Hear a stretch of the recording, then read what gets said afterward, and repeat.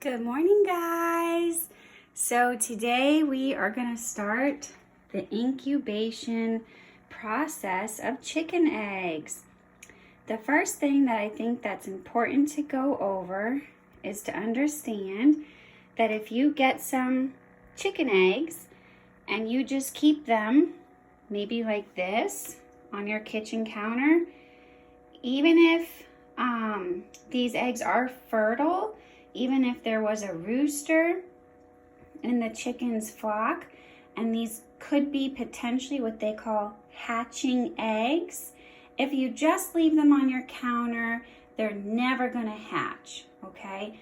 The reason that they hatch is because a mama hen will get broody, and that means that she will sit on her eggs, and she even kind of moves them around a few times a day, and it keeps them very warm.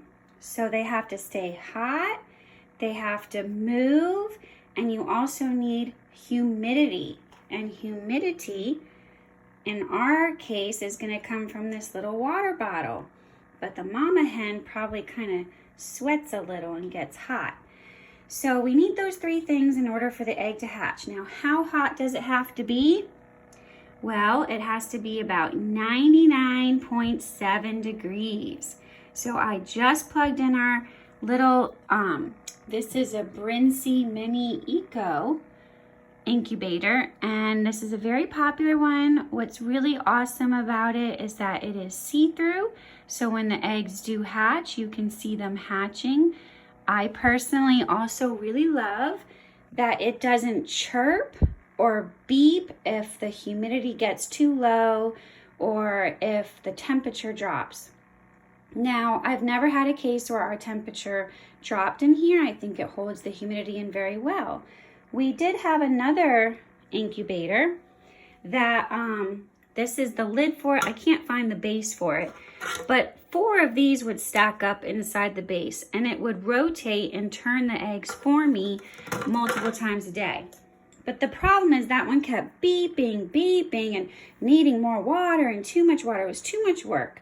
So this one's going to be much easier for us to work with, since I don't want to wake up in the night for the next 3 weeks hearing an alarm going off. So right before we're going to put our eggs in, we do have to add our water. And you're going to see an empty little container here. There's no water, and it's divided in half. For the first 18 days, you fill up 1/2 of this divided section with water. Okay, so now that our water's in there and our temperature, you can see that thermometer across the middle there. It looks like it's almost touching the 100 mark. I actually might get a little tiny, I think I need like a special screwdriver. And I think there might be a way to tweak that. I don't know if it's true, but I heard that if you make it a tiny bit colder, maybe 99.5 instead of 99.7 or 9, you might get more hens than roosters, because the roosters just like it warmer, I guess. So anyway, before we put them in though, it's the perfect temperature. The humidity is perfect now. It's much easier, since we will be hand turning these eggs. We don't have an automatic turner, to mark all of our eggs with an X on one side, and then when we flip it over, an O on the other side. So I'm going to go ahead and do that now. Okay, so all of my eggs have an O in green on one side. So when I look at them all and I'm turning them over, I will know which ones have been turned or not. You can see the purple one stands out, not just from the color, but also the symbol. So I'm going to take the lid off. And I try to not keep it off too long, because all that heat's escaping. So we'll put them all on an X.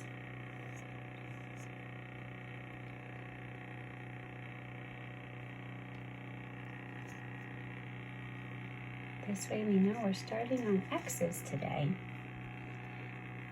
And I find that it fits better if you put all the pointy ends facing the middle. I don't know why. I just feel like it does.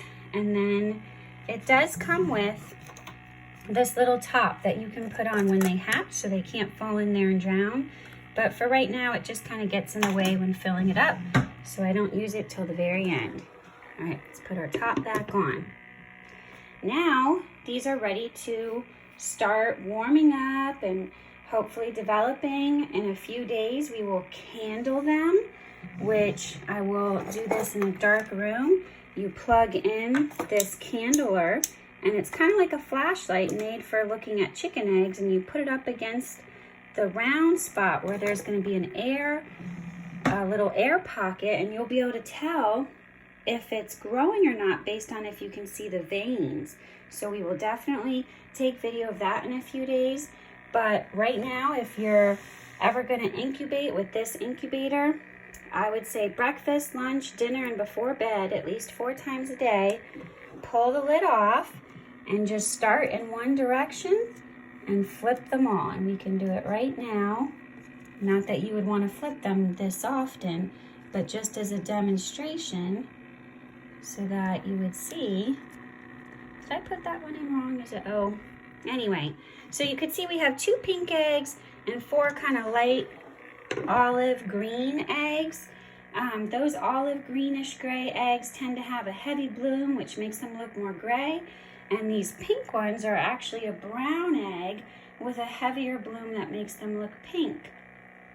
They all look exactly the same on the inside, but they come from different chickens. So chicken eggs, another quick lesson, can come in a bunch of different colors. Sometimes they can come with spots. Sometimes they can look like a pale brown, almost pink. Sometimes they can look a bit more green, blue, super dark brown. Sometimes they have spots. Look how pretty those little freckles are. And sometimes, whoa, they can have a really cool design when they're laying. It depends on how much ink they have in their little, bodies. So every chicken will typically lay 1 colored egg. Sometimes it could be more solid brown, sometimes a little lighter with spots. Sometimes it could be,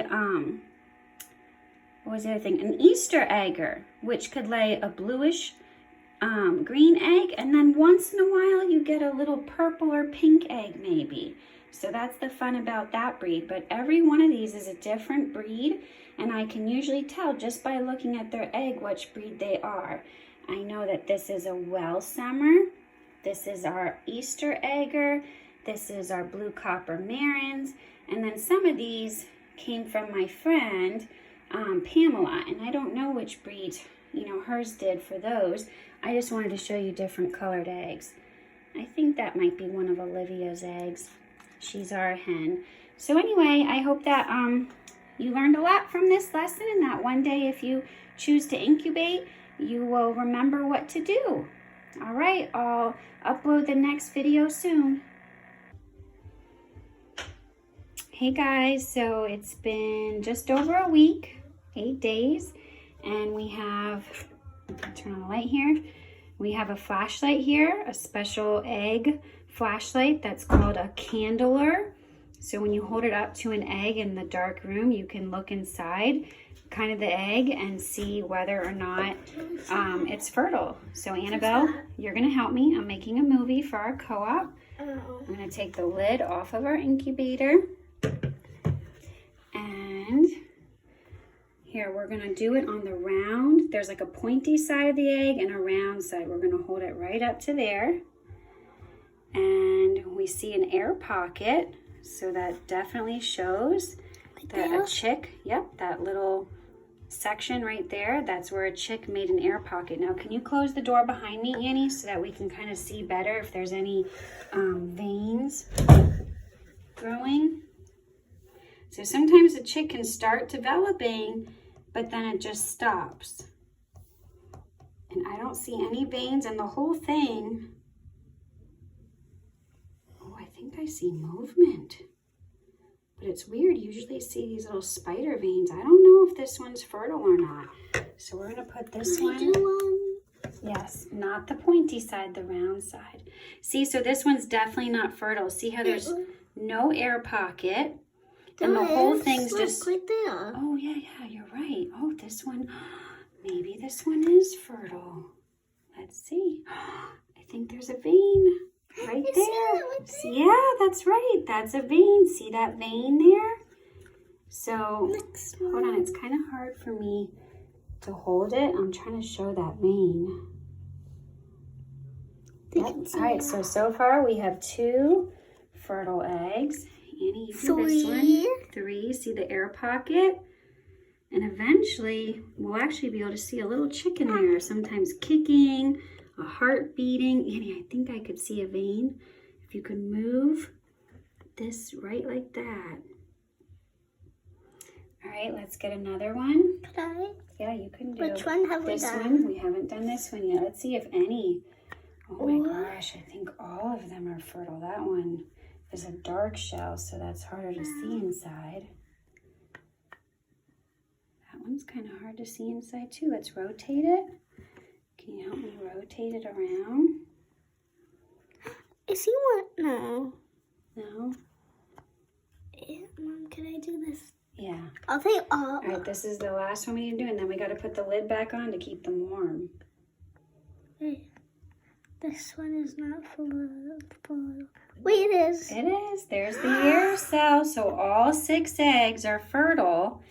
And maybe if we turn on, I wonder if we turn on the light. No, we can't see it at all. Yes, we can. Well, barely. You could see the air pocket. I was thinking, can we see any of the veining? Here, don't stop walking away with the candle, or hold it tight for me so I don't drop this egg on the floor. No, not the egg. Don't smash the egg. Just hold the flashlight for me. I am. I know, but you're moving it. Keep it still because I'm trying to rotate the egg. No, you're like not making it good and you're like moving it. All right, well, you make it good. It's hard for me. Fine.